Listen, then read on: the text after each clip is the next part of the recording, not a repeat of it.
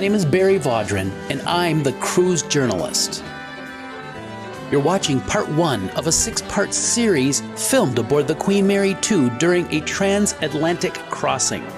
You'll also see some contrast between the Queen Mary 2 and the original Queen Mary.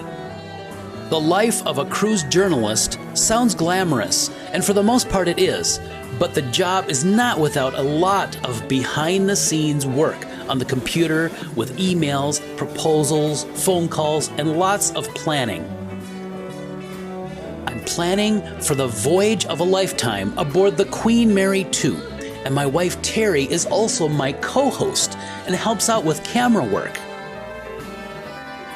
Lugless picked up our large piece of luggage at our home and delivered it directly to our hotel in New York, where we stayed one night prior to our transatlantic crossing. Boarding the Queen Mary 2 in Brooklyn was convenient and well orchestrated.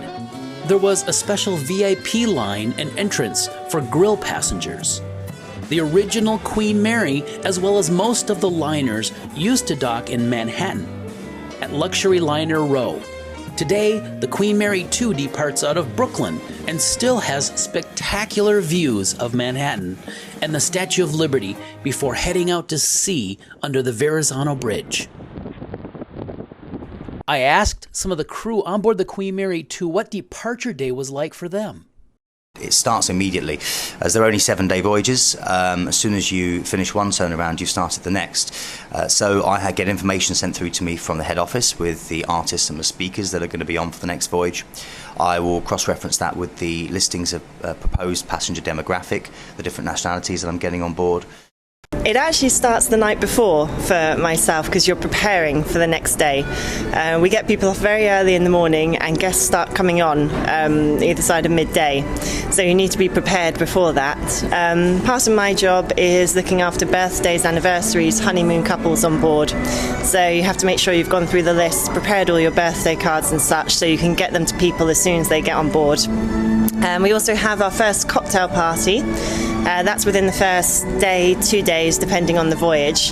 So you need to make sure you've got all your invitations, maybe not printed out because things may change after embark, but you make sure that they're ready to go and have a look through the list, which is actually really helpful because, as I said before, we have a lot of return guests, so it gives you a chance to familiarise yourself with the names, see if there is someone perhaps you recognise who's coming on board, which is usually the case. Departure day is only the end of what was also arrival day. So it's a very long day, and we start at 4 o'clock in the morning with the pilot and coming into the harbour and bringing the ship alongside, saying goodbye to 2,500 guests who are going home, turning the ship around, cleaning it, preparing all the cabins, embarking another 2,500 guests for the next voyage, welcoming them, bringing the ship out of the harbour and saying goodbye to the harbour at the end of the day as the pilot disembarks. And by then, that was a long day, and we're ready for a rest. My wife and I were very happy with our Princess Grill suite during our voyage across the Atlantic. When we first entered the suite, my wife gasped at how beautifully appointed the room was, and there were a few surprises like champagne, chocolates, flowers. It was very clear to us immediately that this was going to be a very comfortable stay in this suite. Our suite on the Queen Mary 2 is comparable to a first-class suite on the original Queen Mary. However, as times have changed over the years with decor and fitting materials, Queen Mary was built with exquisite and exotic wood veneers and heavy wooden furniture, which would not pass fire codes on ships today. The luxury of a private veranda was also not found on board the original Queen Mary, where passengers made do with a porthole, many of which could be opened for fresh sea air. I've traveled all over the world, and the last thing you want to do on your vacation is to get sick. So what I do is I use supplements and multivitamins, and I've found this company. They're called Nature Made, and they have a great range of supplements and vitamins that will help boost your immune system so you don't get sick.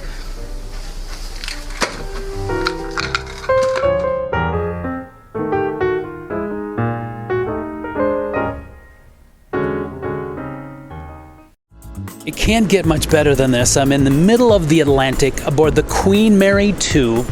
If you love to travel in luxury and style, I want to suggest to you that you visit Luxury Only at luxuryonly.com.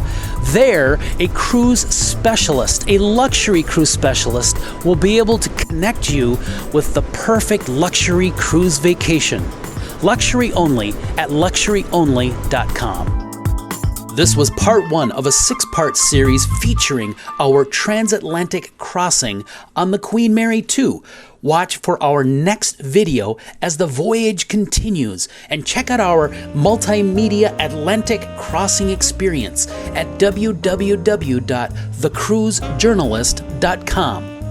This show is made possible by these fine companies.